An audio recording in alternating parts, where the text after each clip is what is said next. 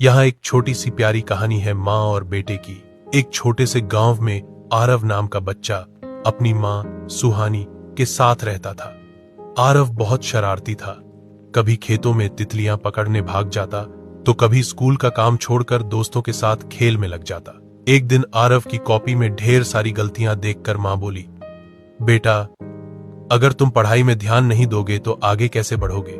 आरव हौंसते हुए बोला, माँ, मैं बड़ा होकर किसान बनूंगा, पढ़ाई की क्या जरूरत है?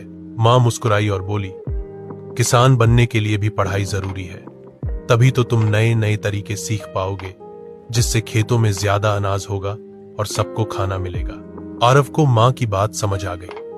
उस दिन से उसने निश्चय किया कि माँ की मेहनत बेकार नहीं जाने देगा। वह पढ़ाई में भी अच्छा करने लगा और खेतों के काम में भी माँ का हाथ बौंटाता। सालों बाद आरव बड़ा होकर एक पढ़ा लिखा किसान बना। उसने नई तकनीक से खेती शुरू की। गांव वाले हैरान थे कि अब फसल दोगुनी हो गई थी। आरव अक्सर सबके सामने कहता, आज जो कुछ भी हूं वो मेरी माँ की सीख की वजह से हूं। माँ ही पहली गुरु होती है। माँ की आंखों में गर्व के आंसू थे। उसके लिए बेटे की सफलता ही सबसे बड़ी खुशी थी।